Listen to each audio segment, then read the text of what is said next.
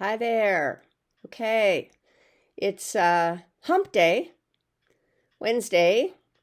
So we are partway through a week that has been difficult in many ways, certainly on a macro level. Um, and I'm sure in many ways for a lot of you also on a micro level.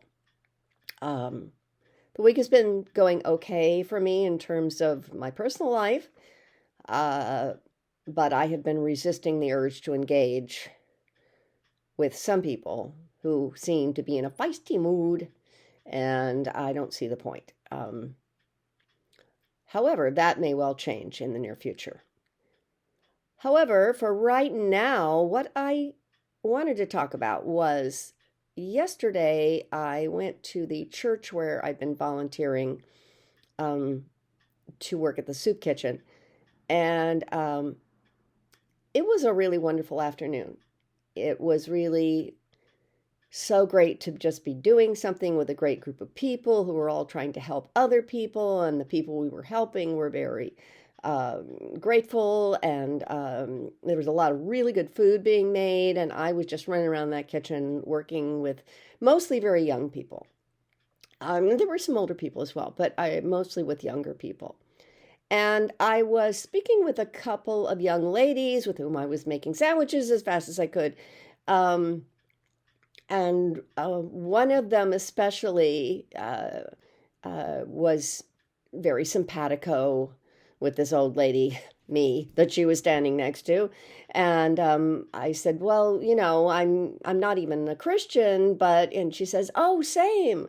And then I said, well, I'm really more, and she said, I'm more of a neo-pagan. And I went, oh, I'm kind of in that area too. Not exactly, but I don't really put any kind of a label on myself exactly. But so we were both laughing about that.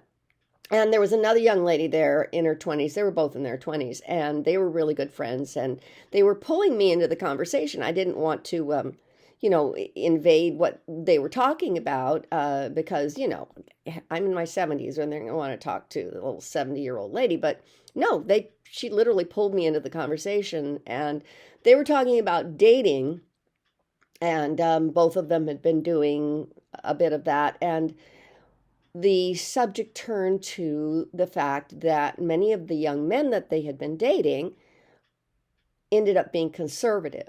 It's not that they were choosing conservative men to date, it kind of ended up being that way. They would find out, oh, they're quite conservative. And this seemed to be uh, mostly how their dates were going. And these young ladies were quite progressive and liberal, and they said they had a lot of other friends who were also quite progressive and liberal, and they were all kind of having the same problem in terms of dating, that they were finding that there were a great many young men who were conservative, and sometimes not just a little conservative, very conservative. And so they were talking about maybe, forming a commune, and maybe we won't get married at all. And it's like, yeah, hey, you don't have to, young ladies. But anyway, they turned to me and said, what do you think about that? Great wisdom from the elder here. And I said, well, I think what's happening is they're insecure. They're insecure about what's happening because a lot is changing fast. And the patriarchy, I have a feeling, is in kind of its dying spasms. Of course, it could reassert itself and, put a stranglehold on all of us at any point. I don't know for sure. But if you corner a beast, it will fight back hard. And the patriarchy is fighting back hard on every level. And a lot of these young men are having fear put into them that if they don't toe the conservative line, that all of their power in the world will go away. They feel like they have to have power over women. They have to have power over people of color, especially if they don't have a lot of money. How else are they going to get their feelings of security in the world, their feelings of self-worth, if they don't have power over somebody, and they look at Elon Musk with all his multiple girlfriends or wives or whatever, and And they're like, yeah, I need me a harem or something like along those lines.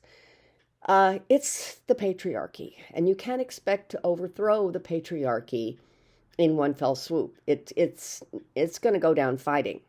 It's lasted for thousands of years for reasons, because it serves the interests of men. And in this country, it particularly serves the interest of white men, but it also just serves the interests of men, because, as my grandfather used to say, it was the kick the dog syndrome.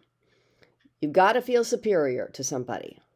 And if you're a poor man, a poor farmer, whatever, or you don't have a lot, or you can't do a lot or whatever, well, then you got to have somebody to look down on. And that could be the woman in your life, or the people of color around you who, you are being told are inferior to you, and probably taking your jobs too, even though there's probably no evidence of that. But, sure, let's say that. So anyway, this is what I was discussing with these young ladies, and they're saying, well, we just, it's not necessary for us to get married. I said, no, it's not necessary for you to get married. If you find the right person, great. But no, you don't have to settle for little Mr. Conservative just because he seems to be the only one who's out there. There are good, kind, progressive men out in the world of all ages, I believe. And you may find them, or you may not. One thing about patriarchy is that one of the things I always heard was like, well, why did our parents' marriages or our grandparents' marriages, they stayed together, didn't they? What's wrong with us today? Well, what's wrong with us, if you say wrong, which I do not, is that women have options. If they're educated, if they're able to support themselves, then they don't have to marry your conservative ass. They don't have to. They don't have to have you telling them what to do and when to do it and how high to jump and all the rest of it. They don't have to. Our grandmothers pretty much had to. They didn't have a lot of options. And so that was one reason, not the only reason, but that was one reason why all those marriages stayed together. The women didn't have a lot of options, and they had all been raised and educated to think that and feel that they did not have a lot of options, and which was largely true. It was very, very dangerous and risky for a woman to go out on her own and try and make her way in the world alone. Very, very risky. And it has become much easier for women to do that and to cut themselves off from the patriarchy. And the supporters of the patriarchy do not like that. And they are fighting, and they are fighting hard. The Republicans are fighting hard. Members of the Supreme Court are fighting hard. A lot of people are fighting hard to keep it the way it has been for thousands of years. They're not going to let go of it easily, young ladies and everybody else. So understand that. That is what's happening. You've got a lot of insecurity and fear happening, and young men feeling that if they don't toe the conservative line, that they're not going to have any power in the world. And that's very scary to them. So anyway, that's what was happening with me at the church on Tuesday. And I think that's kind of part of what's happening in the world. And I will get back with you later this week or next week when I think things are going to start to pick up in terms of action quite soon. And bye-bye.